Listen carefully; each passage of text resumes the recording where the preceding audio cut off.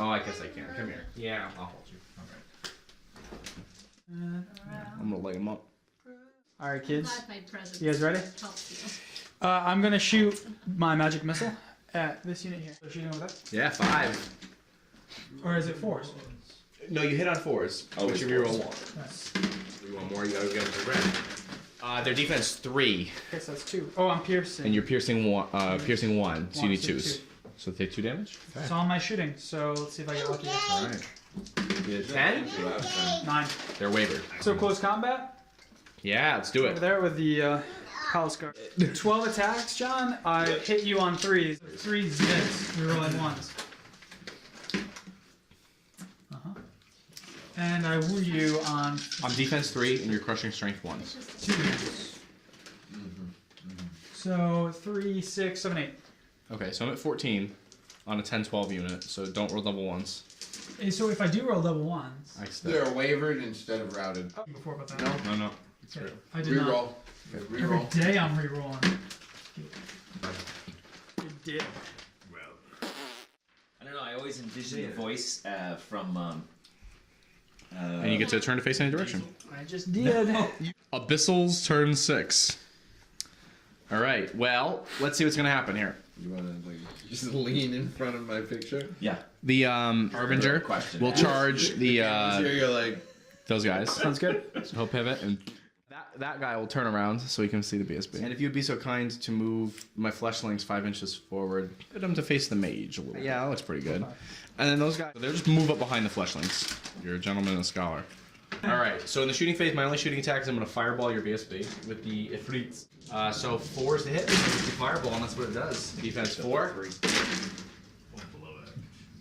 And 7 damage. All right, and now... that's the end of my shooting because these guys are wavered. So we'll take the route check. 6. Did he force you to reroll? yeah. So reroll? Why that routed you? It would. 8. Now I'm real bad. 6 inches. Aren't you? All right, and over here I have 1 attack with my Abyssal Harbinger. All right, 1 attack. Hit on a 5. Half of those. I missed. What's he say? All right. These guys actually have regeneration. So it's supposed to happen at the start of the turn. Let's do it now. At the start of the turn, you roll a dice for the number of damage they've taken. They have regen 5. For any 5s, I get a wound back. I didn't get any back. All right, John. I'm gonna charge you here. Yeah, you would. You would. Do I come? Oh, yeah. No, if you're in my flank, you charge me in the flank. It's practically drooling. It's gross. It's gross. All right, John. So shooting phase. I'm going to shoot 5 shots. Oh, you're gonna with lightning bolt me, huh? Yeah, at your On the Ifrit? and your fleet. I need 4s. I reroll 1s, but I do not roll any 1s. That might do it. Defense 4, and you're piercing 1, so that doesn't... All right, and with this palace guard unit, I'm going to attack you in the flank. Now that doubles my attack. Doubles your wound So I'm gonna roll this twice. I need 3s. Rerolling 1s. Microphone. But you charge through terrain. So minus, so it looks like 3, 6, 7. First batch. 7,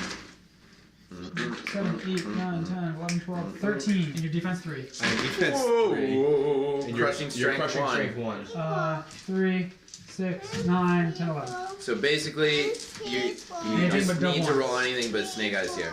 Oh, good. Reroll. Ow! I will- He's not within 6. No. Photo op. Photo op. For the One more turn, John? You might get one more turn, or maybe not. Lucky she's not chained. So we dice off. On a 4+, we play another turn. Do we play the 7th turn or not?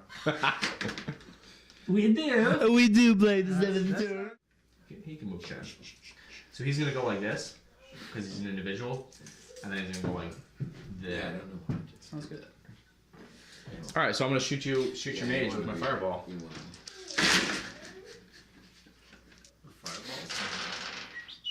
Defense 4. Oh, the eye, it'll burn. Sexually transmitted. Damage from the fireball? With blast. Keep that. You count that. Plus a 9. Did you rout him? Routed him. 6 to the elves. Turn 7. Oh, okay. I'll pivot. Okay, good. Good game, Jeff. So, Jeff, you've been playing Warhammer for a long time. 10, 12, 20 years maybe. I don't know. Yeah, with breaks. Yeah. And so you've been playing Warhammer, but other games as well. Yeah. And this was your first game of Kings of War. So I was hoping we could talk a little bit and just kind of see what you felt about it and how you felt compared to other games, what you thought compared to Warhammer, compared to what you used to play in the past. Maybe we should start with what do you think about Kings of War as it relates to what Warhammer used to be for you? Well, I have a few thoughts on that, John. Firstly, I'd say that Kings of War version 2, which is what we're in now. Yeah, version 2, right. Seems to me to be a simpler game, a tidier game than Warhammer 8th Edition.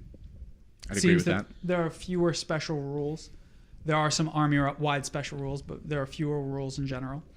The fact that there is no reform to units, that all that matters is the template of your units, it detracts in terms of granularity of the game, but I think that it speeds up gameplay, which is... Significantly. Yeah, which is a big trend in the gaming community generally. If you looked at some of the smaller scale games that are coming out now, like X-Wing, they're games you can do in an hour. I think we could easily play this in an hour and a half to an hour 45 at the larger scale, twice what we played. My personal experience with Kings of War has been I played most of my games in about an hour 15 when we're just playing through the game and not, recording it and everything. Right, and this was obviously slowed down by me asking all sorts of rules about how terrain works and how units interact and all of that. So other pluses, I'd say, in Kings of War, you have a lot of control over your units. Not only that, you have a lot of control over what your opponent can do in any phase of the game. And by that, I mean the movement being such that you could say that this unit is out of charge range to your opponent. You know when something's going to be able to charge you. Right. So that means that you have a lot more ability to plan a few turns ahead. In fact, you have to plan several turns ahead. If I could do it over again in terms of the game we just played that everyone just saw, I would have deployed very differently. I didn't realize what exactly that forest was going to do to me in terms of visibility of my war machines. And the possibility of you running the flank with that very powerful monstrous cab unit that has another name in this. Tortured Souls. So those are all positives, I think, that there's more definition to where units are on the board and what they can possibly do at any given time. I was having a conversation with one of the members of our game club about individual models moving, and he believes that it's very straightforward and easy. I do think it is a little bit finicky. I kind of wish that it was a little bit more streamlined in terms of what's possible. Maybe if I played a few games, I'd be much more comfortable with it. But to my mind, I wonder why movement is that finicky in terms of pivoting 90 degrees one model. I don't know. To me, that seems a little bit harder than just picking it up and moving it where you want. I guess for charge reasons, that matters a lot. And moving between units, maybe that matters. Yeah, when you're navigating amongst obstacles and stuff like that, it matters. Yeah, so I see that point. I don't know. I kind of wish that was a little bit easier. Okay, so in terms of cons, I would actually say the cons that I have are possibly pros to other people. I would say that almost everything I just said could be viewed as a con. You can keep opposing units out of charge range. I think that is the biggest defining quality of this game as far as I'm concerned. It's a defining quality. I think that was well put. Yeah, because it could be good or bad. If you like, that's what I said. My things that I personally don't love are things that other people will certainly love. Right, because that's one of the major things from 8th edition, right? Where Warhammer went from, in 6th and 7th, we saw static charge ranges to random charge ranges. And that was something that people either really liked or really didn't like. Yeah, well, so I think when 7th turned to 8th, random charge came and pre-measuring came. This game has pre-measuring with no random charges. True, very true. So in 7th edition, you never knew that you were keeping someone out of charge range. You had to eyeball that. And of course, after you played 25, 35 games, 100 games, you could do that fairly easily, but there was a chance. There was still a little bit of guesswork involved. There was a chance of human error there. Yeah. So I'd say I do like that element of randomness in games. And I think if we were to talk about this game on a spectrum, it is less random than 8th edition, and Age of Sigmar, which is something I've been playing a lot of and do enjoy, is significantly more random than even 8th edition was. Mm-hmm. So if you dislike randomness, then Age of Sigmar is not your steez, and this game would be much more of what you like. If you like ranks and flanks, this game is for you as well. But I'd say I do like random charges because it makes it so that you don't have perfect control over your units. But I do think that lack of randomness is a significant thing because I like the idea of even the best laid plans possibly going awry when your opponent gets lucky. Now here, you actually don't have a huge amount of randomness because if you're rolling a large number of dice with your units, those numbers come out in the wash over time. There are things in the game that could happen that are not predicted by you. Like, for example, your Monstrous Cav unit, I think, did a little bit better than it could have at one point in the game. But I think that is a significantly less of a game turning moment than, say, failing a crucial charge when all you needed was to roll 3 or 4. Right, because when you're rolling charges in Warhammer, you're rolling 2 dice versus you're rolling maybe 20 or 30 dice for an attack. Right, there's a huge difference between rolling 20 dice and needing 3s and 4s than rolling 1 pair of dice when your tendency is going to be towards 7. You know, in terms of the way that the odds mechanics work for that. So having said all of that, I've got a question from the audience. Hold on. I'm off camera right now. This is Greg Person, another Unplugged Gamer. And I'm going to interject a little bit. I liked when you were talking about putting a game on a scale in terms of randomness, and you brought up the chess comparison. Actually, in an interview I heard with Alessio, the games designer, who did, design 6th and 7th edition Warhammer, he talked, this was on the Countercharge podcast if you're interested, he talked about how he kind of wanted to emulate chess in the way that the rules should get out of your way. When you're planning your turn and your moves and you're playing the game, you shouldn't have to actively think about what the rules are. And you should be able to plan naturally and be able to play it. Yeah. A war game is never going to be that streamlined, but he's trying to bring the game more in line with that. And I remember that one interview he gave when he was maybe just stopped working for Games Workshop, he said to whoever was interviewing him that Warhammer fantasy battles could never be perfectly balanced in the way that we talk about balance because there are too many variations in the armies and too many special rules. So it's clear to me that he was trying to streamline that. Yeah. Now that comes at the expense of some personalization, or should I say variety. Oh, absolutely. To the armies. Yeah, so without a doubt. We played as 2 very different armies, yours evil, mine good, and there were some army-wide special rules that gave a little bit of fluffy variety to the game, but it didn't feel as much like, for example, when you're playing Orcs and Goblins in 8th edition, you really do feel like your army could collapse at any time and a unit could shoot another one of your units. So it's a little less silly. And again, this could be very much of a plus for players, but I mean, I did kind of like that. It's different in terms of their special rules. But this game not being laden with so many special rules makes it easier to play. Yeah. And like you say, pace of play is very different than both of those games. Right. Both of the GW games. Right. And I just thought of the thing that I was thinking of that I blanked on a moment ago. So the fact that, well, Greg said that you don't need to think about rules during the game. You also don't need to interact with your opponent very much during the game, really, actually, at all. If you know their defense values, you could not talk. You could potentially not talk to your opponent, and not people wouldn't do that. And coming to the Unplugged GT, I think we invite. Well, there are some creatures. We invite mostly very good players to our tournaments, so I don't think that's a big problem. But I don't know. I don't imagine laughing with my opponent very much during this game because there's nothing silly to laugh at. But that is very much a plus if you're. And you look at the rule book. I know you haven't actually read the rules yet, but there's at the end of the rules before the scenarios, there's a section about playing as a timed game, and it's essentially designed so that you can play it on a chess clock, and it keeps. And to Greg's point, that's part of keeping the rules out of your way, and that lack of interaction with your opponent means you don't have to be responsible for your opponent doing something that would delay your game. So I'd say, just to summarize my thoughts, there are definitely pros to this game, and I do think some cons depending on the type of player you are. If you want a game where you have more direct control over what's happening, randomness is minimized, though of course it's still present. If you like a game where you have to plan several turns in advance and you do not have to interact with your opponent on your turn, and you like ranks and flanks, this game is absolutely for you. It's definitely ranks. But one thing I do want to ask you about is, do you think that how do you think this game suits itself to tournament play? Oh, of course it's suitable to tournament play. I mean, if you can use a chess clock to play it, then it's more suitable to a tournament game than almost any other that's out there. Now, we just played a very straightforward battle line scenario here, but there are 6 scenarios in the rule book, and they're... What are the gist of those? Not one by one, but like, what are the types of things? Is it objectives? Is it what? Yeah, we could talk about them generally, but there's 2 that involve objectives. There's one that involve a couple of combos that involve kill points, meaning you get victory points for destroying a unit, like for whatever it's worth, and objectives too. And they combo those together. So there's I think there's like a loot scenario and the kill scenario, which we played. And there's a loot and kill scenario, which is just you get points for both of those things. Right.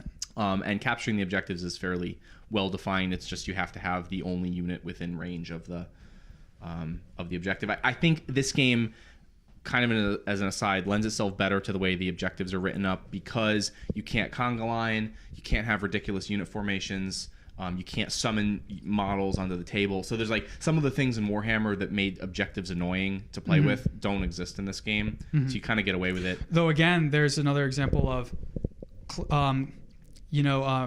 snatching victory from the jaws of defeat, which is less possible.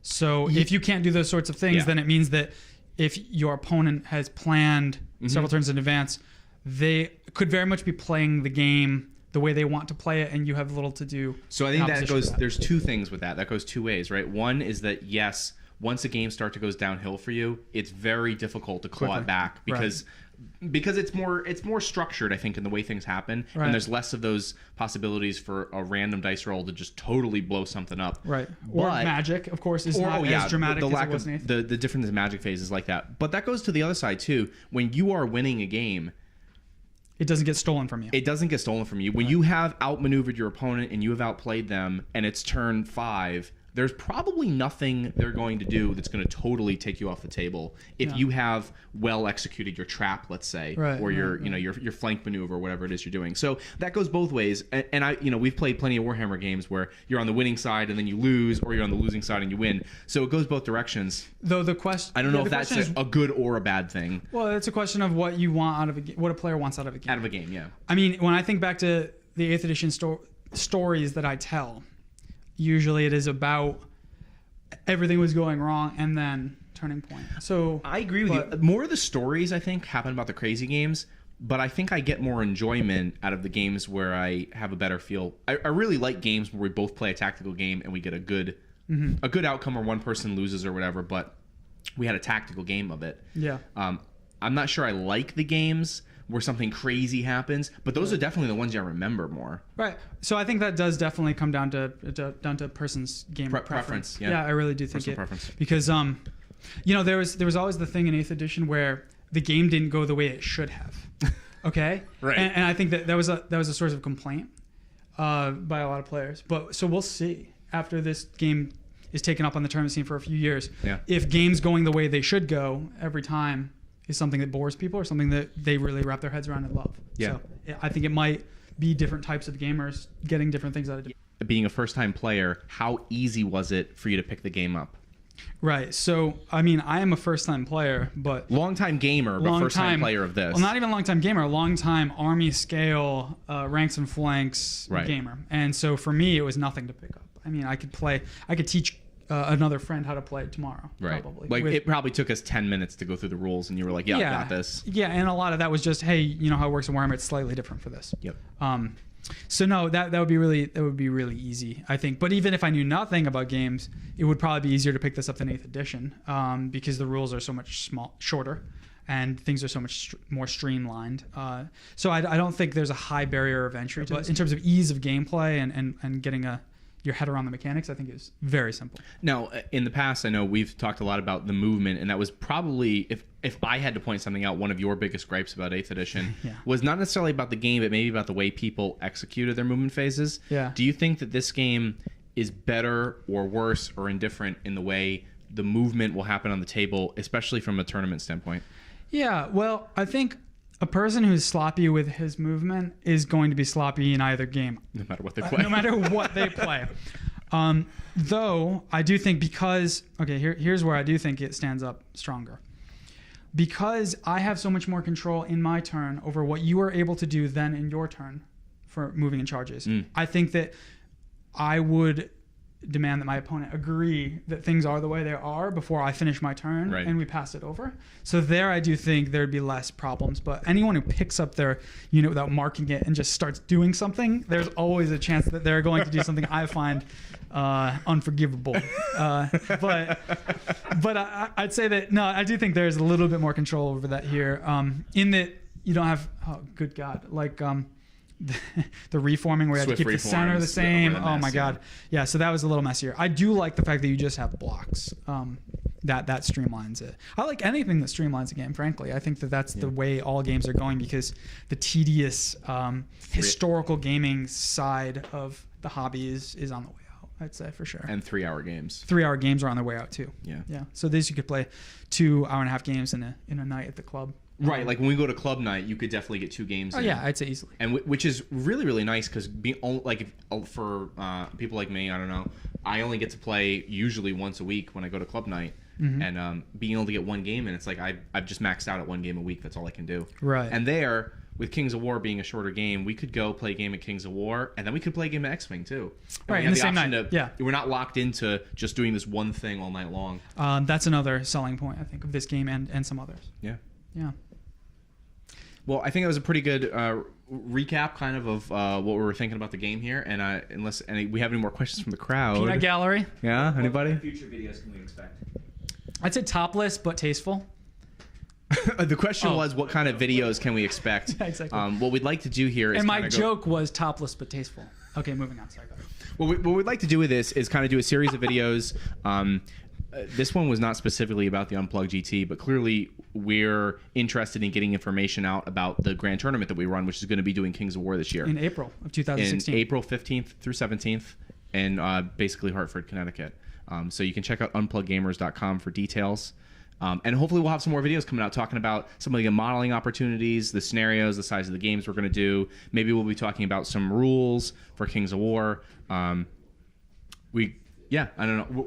I can't promise anything, but we'll definitely be doing some more. Check back on our blog. Yeah, absolutely. So Jeff, thanks for playing this game with me today. Pleasure. And well, yeah, the pleasure was all mine, of course. Pleasure is all mine. And doing this interview and stuff, it was really great to kind of hear your perspective as a new Kings of War player. Yeah, thank you for having me. All right. We'll see you next time. Wait. I love doing that.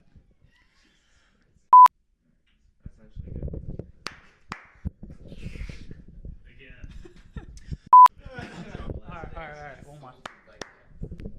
Take 2. But I'm in the minority in this room, I think, because he's still here.